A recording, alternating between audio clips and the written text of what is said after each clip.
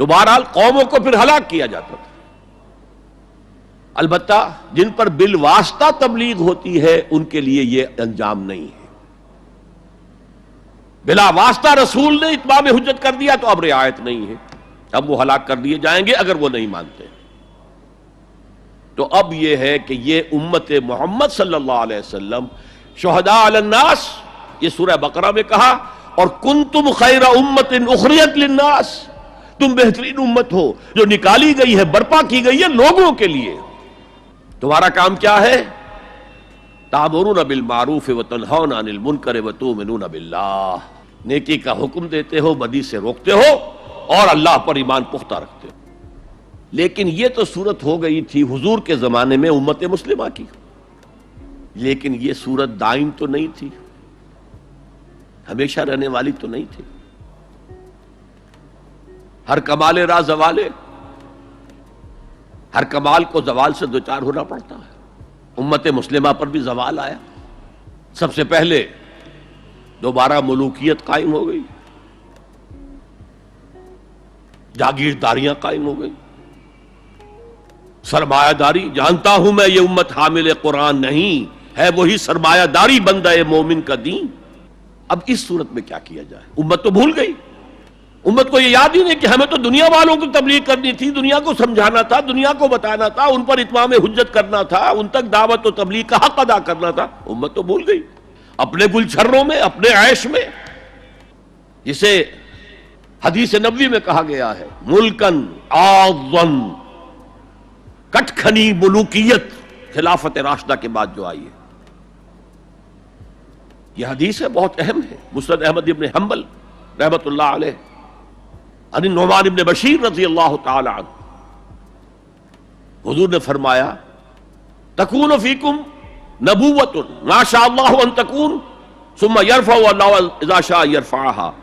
نبوت تمہارے مابین موجود رہے گی جب تک اللہ چاہے گا کہ موجود رہے، پھر اللہ اس نبوت کو اٹھا لے گا جب چاہے گا. یعنی میں موجود رہوں گا تمہارے مابین جب تک اللہ چاہے گا، پھر اللہ مجھے اٹھا لے گا، میرا انتقال ہو جائے گا. ثم تکون خلافت اللہ من حاج النبوہ، پھر ایک دور ہوگا خلافت کا جو عین نبوت کے نقش قدم پر ہوگی. فتکون ما شاء اللہ ان تکون، وہ بھی رہے گی جب تک اللہ چاہے گا کہ رہے. ثم یرفع اللہ اذا شاء یرفعها، پھر اس کو بھی اللہ اٹھا لے گا جب بھی چاہے گا. ثم تکون ملکا عاضا، پھر ایک دور آئے گا کٹ کاٹ کھانے والی، عضا یعض کہتے ہیں کاٹنا،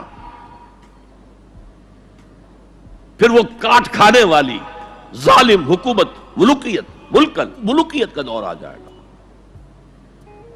اب جب یہ دور آ گیا تو اب اس کا علاج کیا ہے؟ اور وہ دور گھٹتے گھٹتے گھٹتے گھٹتے جہاں تک بات پہنچ گئی ہے، یقیناً ہم سے تو بہت بہتر معاشرہ تھا بنو امیہ کے دور کا، لیکن یہ کہ اب ہم کہاں پہنچ گئے سرے سے یاد ہی نہیں کہ ہمارا یہ کوئی فرض منصبی ہے، شہادت علی الناس کوئی ہماری ذمہ داری ہے، ہم مسئول ہوں گے اللہ کے ہاں. احساس ہی نہیں. اپنی روٹی، اپنی دال، یا اپنا مرغ پلاؤ متنجن جو بھی ہو، اپنا مکان، اپنی کوٹھی، اپنا محل، اپنی کار، اس کا نئے سے نیا جو ہے ماڈل، ساری ہماری سوچ تو ان چیزوں کے گرد ہے. کس کو یاد ہے کہ بحیثیت امت ہمارا فرض کیا تھا؟ اس حال میں کچھ لوگ تو ہونے چاہیے جو ہوش میں آئے. یہ ہے وَلْتَكُمْ مِنْكُمْ أُمَّةٌ.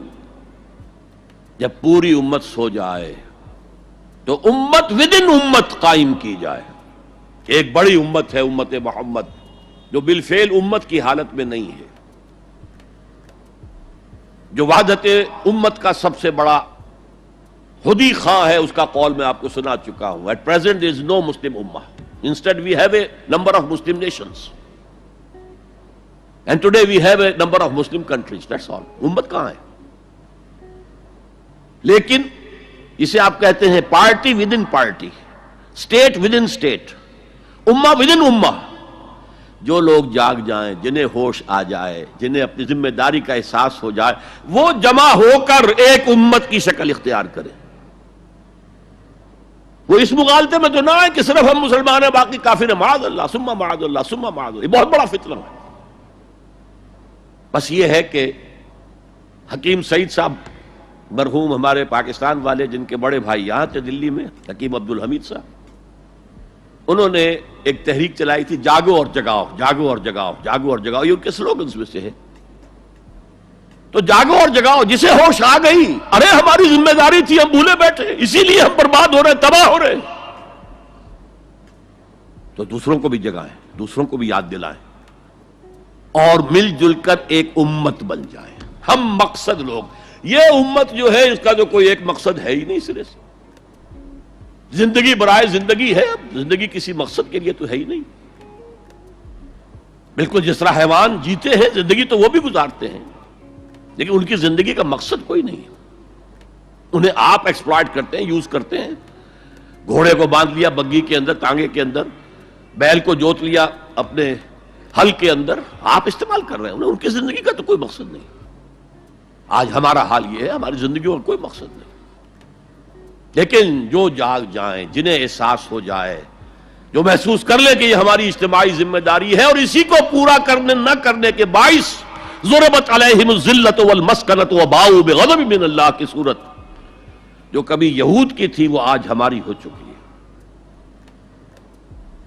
جو جاگیں وہ دوسروں کو جگائیں، مل کر ایک امت بنائیں۔